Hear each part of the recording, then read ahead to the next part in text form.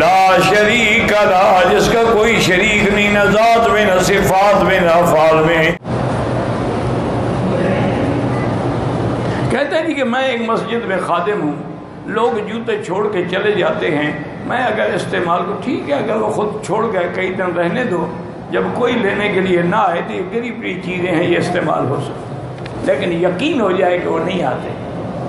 یہاں جو ہم منع کرتے ہیں نا، یہاں تو بیچارے بھول جاتے ہیں، یہ خود چھوڑ نہیں جاتے، ان کو دروازے کا نمبر یاد نہیں رہتا، کہاں رکھے تھے، کہاں سے آئے تھے، کہاں سے نکلیں گے، اب ہم کہاں کھڑے ہیں، یہ تو بھولے ہوئے ہیں، ان کا مال تو نہ اٹھاؤ نا۔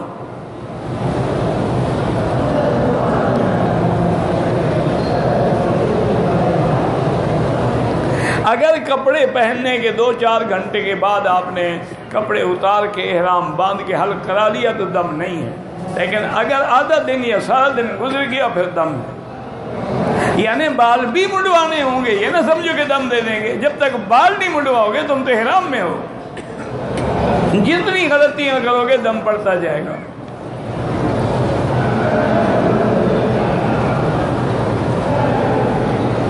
کہتے جی کہ میں یونیورسٹی میں طالب ہوں، ایک لڑکی سے دوستی ہو گئی، پھر میں نے توبہ کر لی، جائز طریقہ یہی ہے والدین کو بھیجو رشتہ مانگو۔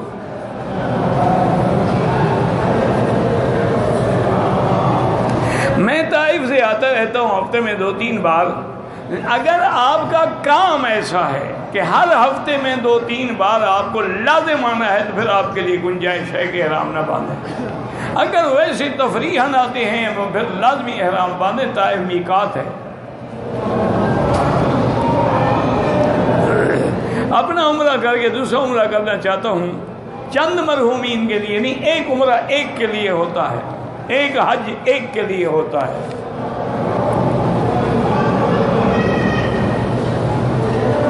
ہمارے محلے میں ایک آدمی نماز پڑھاتا ہے، نماز میں دعا کرتا، ہاتھ اٹھاتا، پتہ نہیں سمجھ نہیں آیا کہ نماز میں ہاتھ اٹھا کے دعا کرتا ہے، کوئی حال نہیں، دعا قنوت کرتا ہے، شافی ہوگا بیچارہ، کوئی مسئلہ نہیں ہے، نماز ٹھیک ہے۔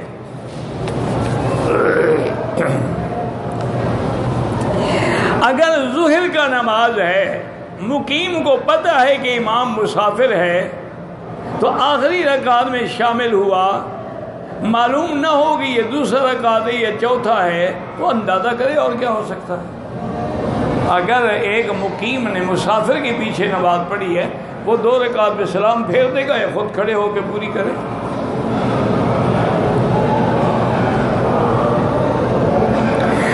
مسافر امام بن گیا، 1 رکعت ہو گئی، مقیم اس کے پیچھے 1 رکعت میں شامل ہوا ہے، تو باقی نماز کھڑے ہو کے پوری کرے گا۔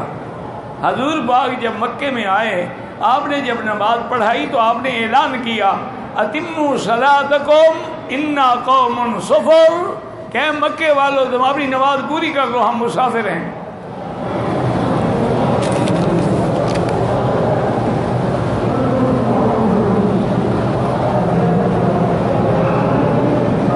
کہتے جی کہ میں تہجد میں قرآن یاد کرتا ہوں، پڑھتا رہتا ہوں، اگر بھول جاؤں دیکھ سکتا ہوں، دیکھ سکتے ہیں، وہ تو نفلی عبادت ہے، نفل میں توسع ہوتی ہے۔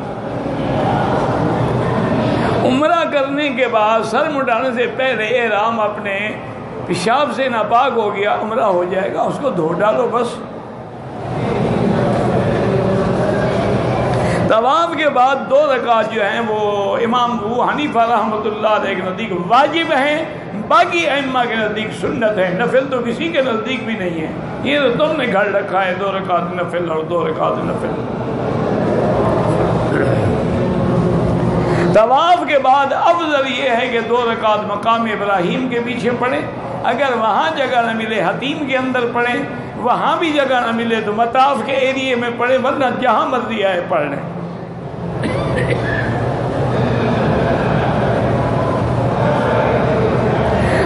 چکر میں نے صبح کو کیے اور 4 چکر رات کو کیے، طواف نہیں ہوا، دوبارہ طواف دہراؤ، اتنا فاصلہ ہو گیا طواف چھوڑ کے تم چلے گئے۔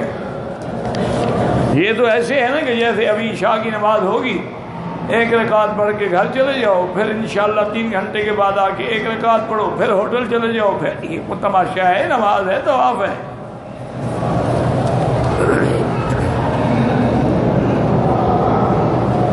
باقی پاکستان سے عمرے کے لیے یہاں پہنچ گئے، نیت نہیں کی، ماشاءاللہ اب عمرہ بھی کرو اور ایک بکری دم بھی دو۔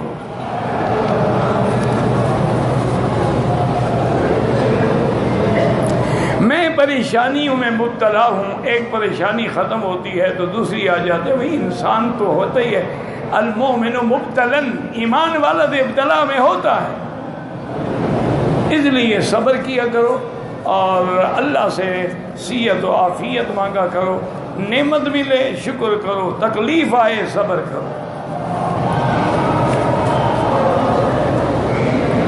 احرام کی حالت میں مکھی مچھر اگر مارا جائے بالکل مار ڈالے، کوئی فرق نہیں پڑتا۔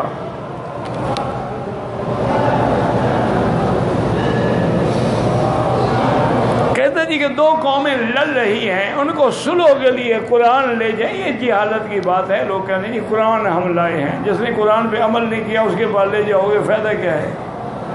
اگر قرآن پہ ان کا عمل ہوتا تو جھگڑے کیوں کرتے؟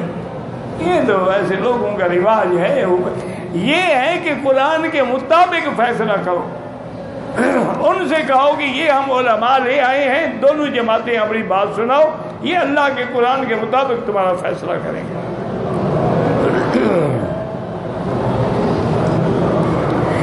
ایک شخص اپنی بیوی کو 1000 طلاق دیتا ہے، 3 تو ہو گئی نا جی، تو باقی جو ہیں وہ انشاءاللہ ان کا جواب خدا کو قیامت میں دے گا، اس کی سزا ملے گی۔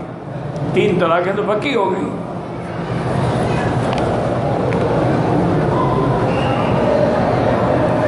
عصر اور مغرب کے درمیان حدیث مبارک ہے، حضور نے فرمایا کہ لا صلاۃ بعد العصر حتی تغرب الشمس، عصر کے بعد نماز نہیں جب تک سورج ڈوب نہ جائے۔ صفا مروہ پر جو سبز بتی کا اشارہ ہے، دوڑنے کا حکم نہیں ہے، تیز تیز چلو، دوڑنا تو منع ہے، نہ عورتوں کو نہ مردوں کو۔